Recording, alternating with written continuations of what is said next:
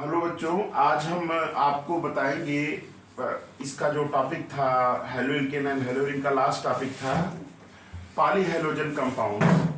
तो ये जो पॉली हेलोजन कंपाउंड्स के विषय में आज हम आपको बताएंगे। इससे क्वेश्चंस कंपटीशंस में भी आता है और आपके एग्जाम में भी आएंगे। तो ये याद रखिएगा कि आज हम लोग को केवल यही पढ़ेंगे, पूरा कोशिश मेरी है कि ये कंप्लीट हो जाए। पॉली हेलोजन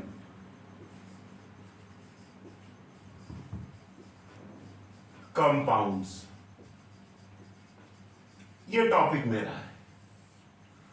पॉली का मतलब क्या होता है यहां? Many.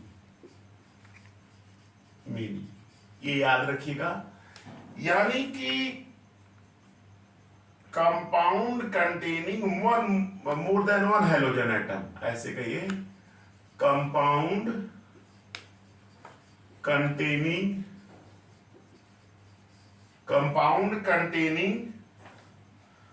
more than one halogen atom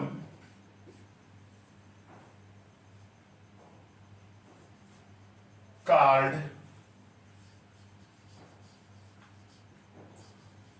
polyhalogen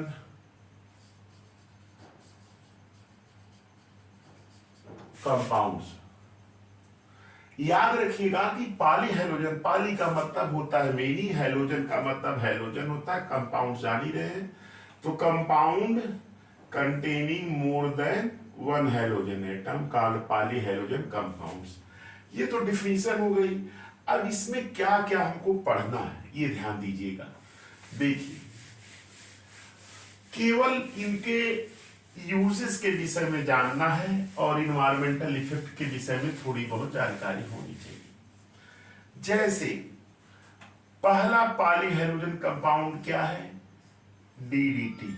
एक एक करके मैं बताते चल रहा हूं और आपको समझाते चल रहा हूं। डीडीटी, ये डीडीटी क्या होता है? सबसे पहले क्वेश्चन उठता है, डीडीटी क्या होता है?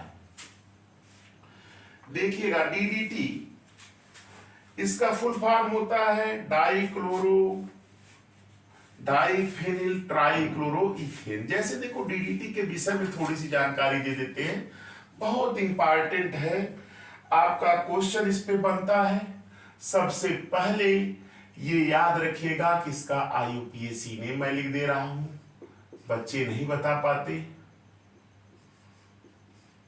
आईयूपीएसी ये याद रखिएगा, डीडीटी फुल फॉर्म बताते हैं। तो इसका आईयूपीएसी क्या होता है, देखिए मैं लिख दे रहा हूं।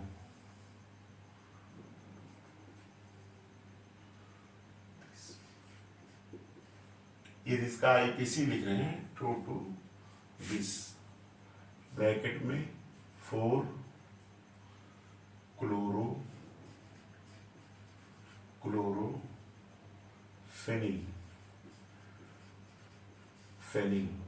ये बहुत इंपॉर्टेंट है।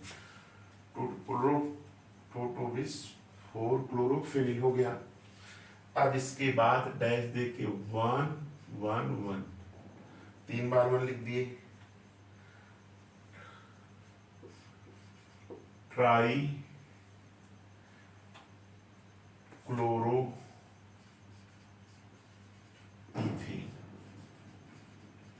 ये याद रखिएगा बेटा, ये बहुत इंपॉर्टेंट चीज है, बता रहे हैं हम आपको, किताब में बहुत कम मिलेगा।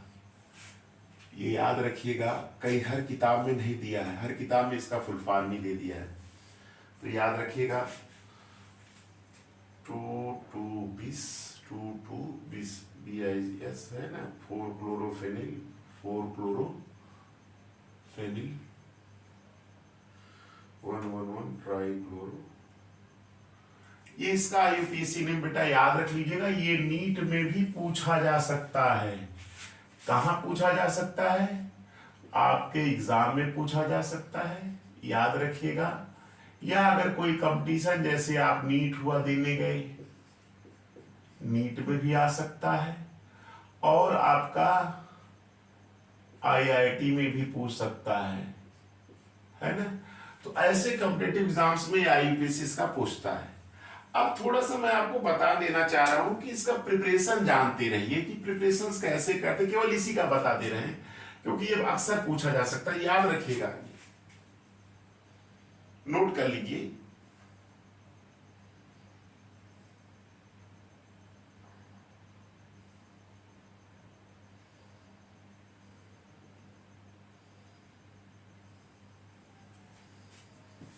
चलिए अब बेटा देखो इसका प्रिपरेशन, प्रिपरेशन के बाद यूज बता दे रहे हैं।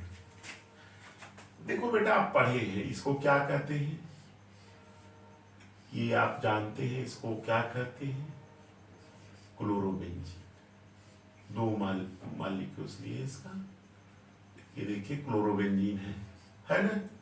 यहां देखिए इधर हाइड्रोजन, और इसका रिएक्शन कराएंगे क्लोरल से, CCl3 इधर कर दे रहे हैं, यहां से तो बगल में ही लिख रहे हैं CCl3 CH4। ये देखिए इतना पूरा एक साथ निकल जाएगा, है ना। और ये रिएक्शन होता है किसके प्रेजेंस में, कंसंट्रेट H2SO4 के प्रेजेंस में होता है। बनेगा क्या प्रोडक्ट, DDT बनेगा। कैसे बनेगा देख लीजिएगा, CCl3 हो गया, फिर सिंगल बॉन्ड CH, है ना, ये बन गया। और फिर इधर जो है दो बेंजीन रिंग दिखा दीजिए ऐसे,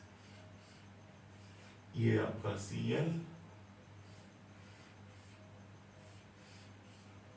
ये आपका Cl और प्लस H2, ये आपका DDT हो गया। दिमाग में बैठा लीजिएगा कि DDT क्या होता है, ये क्वेश्चन अक्सर पूछा जा सकता है।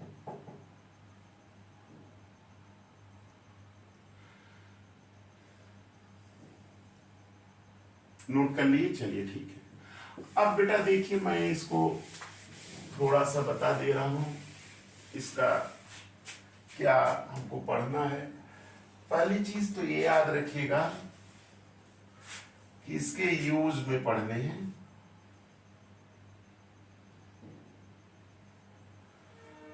पहला,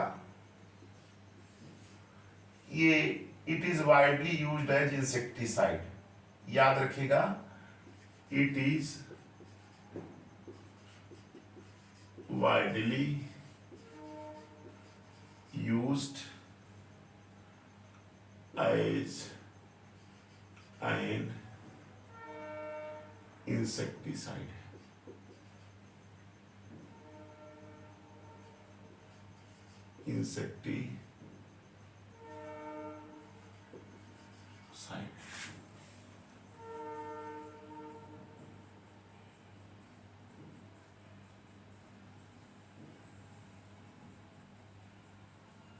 इसका यूज कैसे करते हैं, इंसेक्टिसाइड की तरह। दूसरी चीज ये दिमाग में बैठा लीजिएगा, it is non bio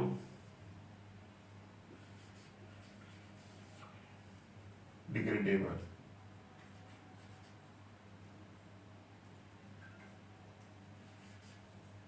biodegradable,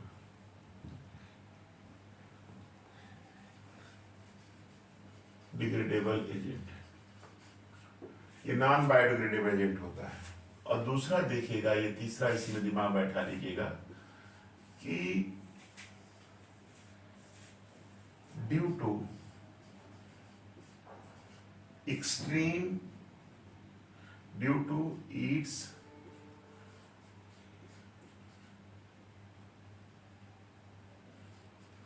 due to its extreme stability,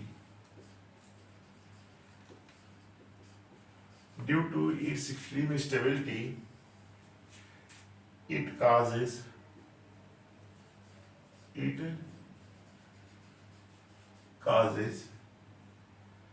air pollution,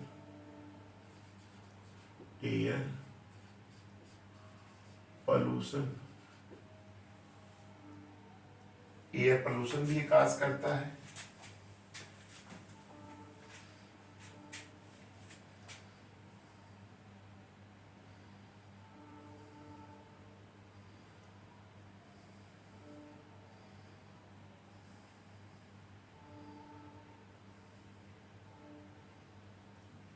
ये याद रखिएगा, एयर पोल्यूशन भी काज करेगा। अगला क्या है, एंड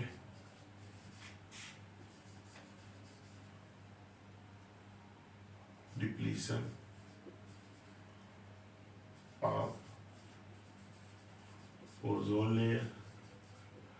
और भी जगह इसको बायोडिग्रेडेबल, नॉन बायोडिग्रेडेबल तो वाटर पोल्यूशन भी करेगा। ये दिमाग में थोड़ा सा बैठा लीजिएगा।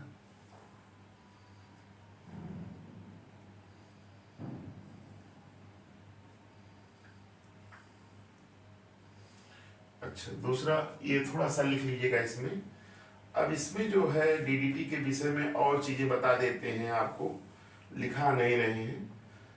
ये रिप्रोडक्टिव सिस्टम्स ऑफ एनिमल्स को भी प्रभावित करता है, और नॉन बायोडिग्रेडेबल होता है तो रिड्यूसेस एक्युमुलेशन इन्वायरमेंट विच में लिविंग बीइंग के लिए टॉक्सिक भी होता है, क्योंकि ना ये सब लिख डालिएगा, इसमें कुछ कहानी है थोड़ा सा। अब देखिए दूसरा हम आपको बताने जा रहे हैं। दूसरा आपका है फ्रियांस। फ्रियांस तो आप जान ही रहे होंगे, रेफ्रिजरेटर में यूज ही करता है। देखिए फ्रियांस क्लोरोफ्लोरोकार्बन्स बोलते हैं। दूसरा डीडीटी के बाद आपका फ्रियांस। दो तीन दो एप्लीकेशन याद रखिएगा। फ्रियांस, दूसरा फ्रियांस,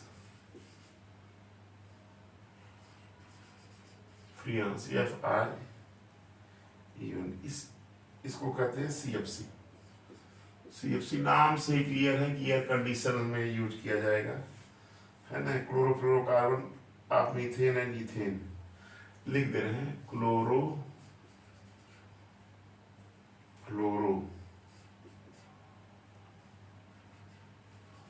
chlorofluoro compound of methane and ethane. Methane and ethane are called freon. इसको फ्रियांस कहते हैं। याद रखिएगा, इसका यूज कहाँ करते हैं? एयर कंडीशनर्स में करते हैं, है कि नहीं। These are used in aerosol propellant। पहला, these are used in aerosol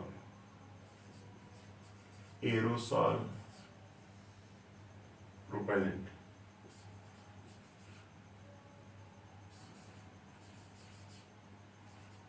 propellants, एक इसका यूज हो गया। दूसरा इसका यूज क्या हो गया?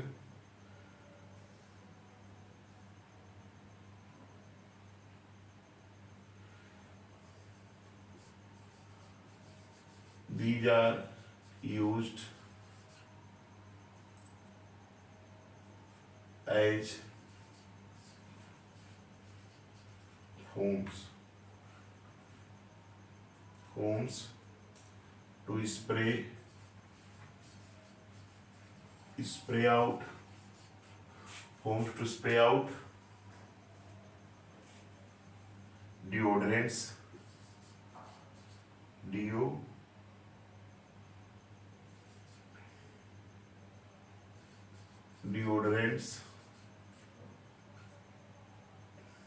Hair spray,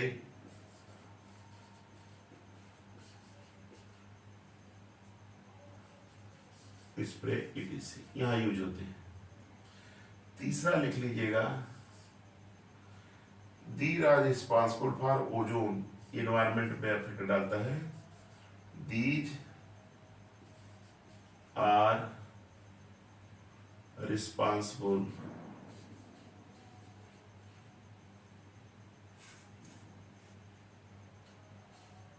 responsible for ozone layer depletion. Ozone layer में होल कर दे रहा है, डिप्लीशन। ये याद रखिएगा, दो दो तीन तीन ऐसे यूज इसका याद रख लीजिएगा। फ्रियांस और भी यूज कर सकते हैं कि फ्रियांस का यूज जान ही रहे हैं कहाँ होता है, कंडेंसर एयर कंडेंसर रेफ्रिजरेशन में भी होता है, लिख सकते हैं। ये कहाँ यूज होता है, रेफ्रिजरेंट की तरह, REFRIGER, रेफ्रिजरेंट्स की तरह यूज होता है, रेफ्रिजरेंट्स है ना। और कहाँ यूज होता है, air conditioner, air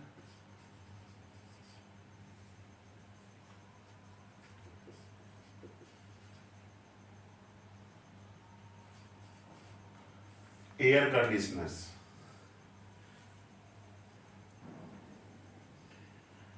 air conditioner में यहाँ पे रेफ्रिजरेंट्स के रूप में होता है इसका यूज, तो यह जानते रहिएगा।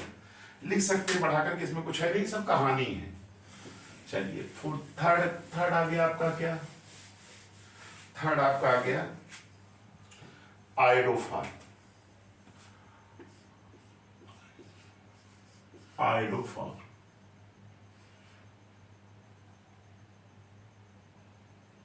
आयोडोफॉर्म आयोडोफॉर्म जानते हैं क्या होता है, क्लोरोफॉर्म तो जान ही रहे हैं। आयोडोफॉर्म, इसको CH3 कहते हैं। याद रखिएगा CH3 का यूज कैसे होता है,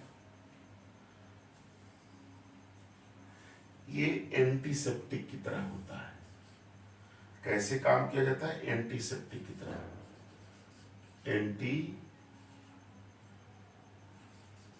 एंटीसेप्टिक की तरह यूज होता है फॉर ड्रेसिंग वुंड, फॉर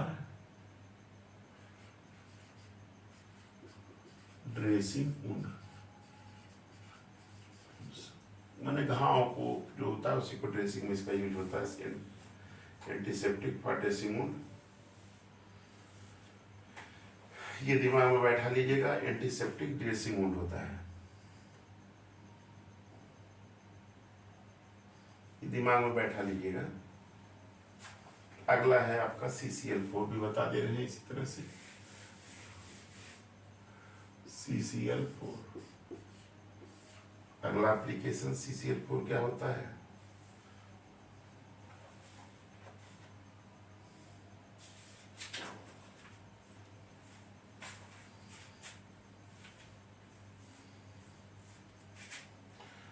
पहला चीज की याद रखिएगा, ये सॉल्वेंट की तरह यूज होता है। कैसे यूज होता है, सॉल्वेंट। दूसरा चीज ये याद रखिएगा, ये कैसे यूज होता है, मैन्युफैक्चर ऑफ रेफ्रिजरेंट्स, वहां पे यूज होता है।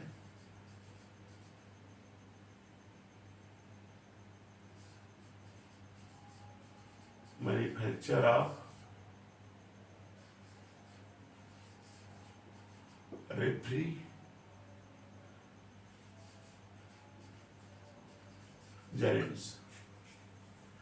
रेफ्रिजरेटर की बनाने में होता है।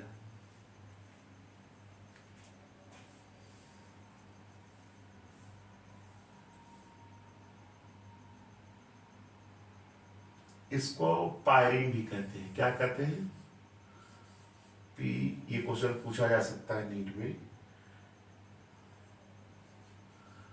पायरिंग किसके लिए यूज किया जाता है, पायरिंग याद रखिएगा, पायरिंग। तो ये दिमाग में दो दो तीन तीन एप्लीकेशन इसलिए लग बता दे रहे हैं, जानते रहिए। अगला क्या है, अगला क्लोरोफॉर्म, CHCl3 पढ़ना है, क्लोरोफॉर्म। क्लोरोफॉर्म ये याद रखिएगा कैसे यूज होता है,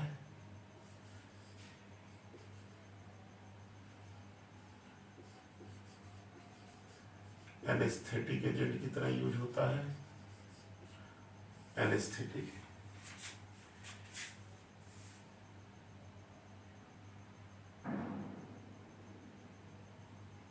एनेस्थेटिक को बेहोश करने के लिए होता है।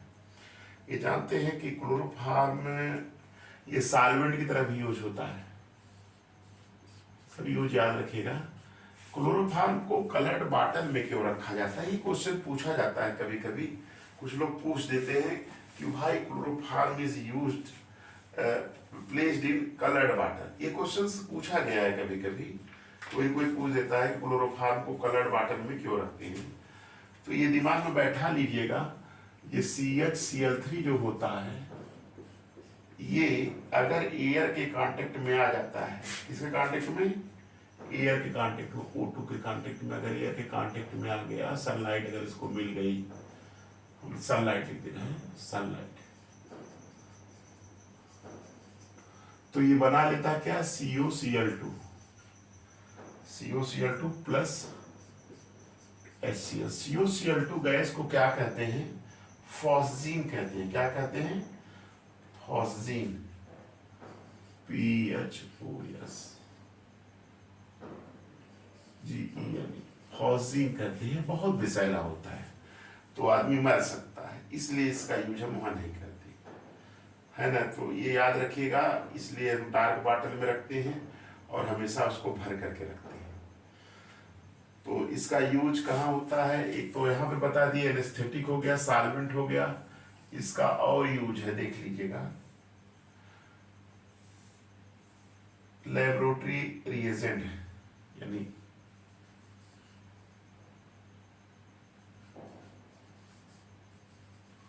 Laboratory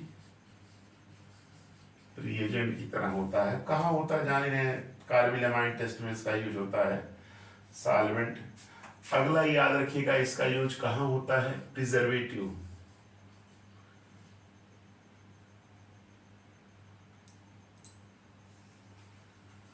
preservative, preservative for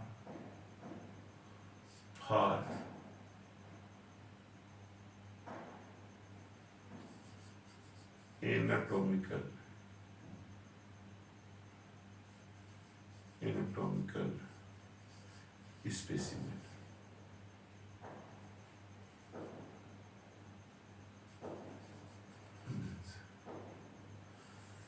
specimen preservative की तरह ये सब इसके यूज हैं, याद रखिएगा। यही एक क्वेश्चन से पूछा जा सकता है कि क्लोरोफॉर्म को कलर्ड बॉटल में क्यों रखा जाता है, तो ये नोट कर लीजिएगा, ये हमने लिख दिया है। अब अगला आपका जो बच रहा है, ये क्लोरोफॉर्म हो गया, और आपका लास्ट बच रहा है डाइक्लोरोमीथेन। नोट कर लीजिएगा इसको। चलिए, लास्ट टॉपिक है ये आपका पॉलीहेलोजेंस। सिलेबस में आपके इतने ही हैं।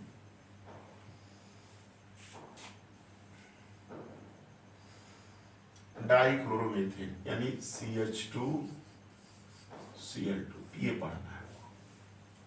डाई का मतलब दो, क्लोरो का मतलब क्लोरीन, डाइक्लोरोमीथेन। अब देखिए इसका क्या यूज है।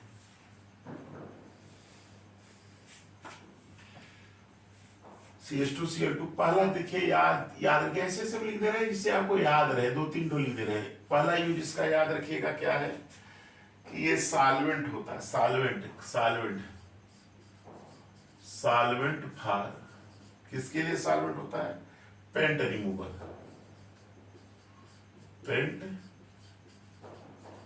रिमूवर, पेंट रिमूवर के लिए सॉल्वेंट होता है। दूसरा प्रोपेलेंट,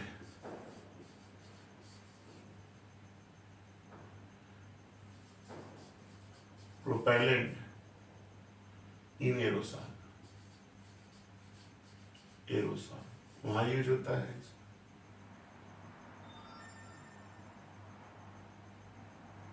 मेटल क्लीनिंग में इसका यूज होता है, मेटल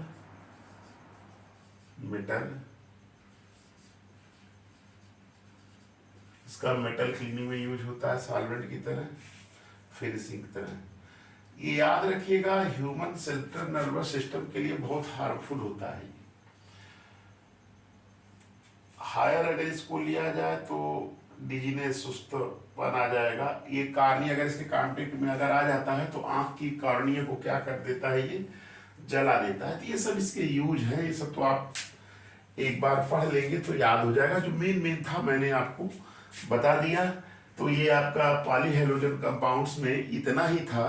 इस तरह से मेरा जो है हैलोइल्केन और हैलोएरिस का जो चैप्टर था वो लगभग कंप्लीट हो गया। अब हम देखेंगे अगर कोई टॉपिक बचा रहेगा तो उसको अलग वीडियो के माध्यम से बना करके हम भेज देंगे। तो ये आपका चैप्टर क्या है, haloalkane and haloarene according to CBSE syllabus, ये क्या हो गया आपका, कंप्लीट हो गया। आप इसको देखिए और लाइक करिए, सब्सक्राइब करिए, फ्रेंड्स को शेयर करिए, कमेंट करिए। थैंक्स।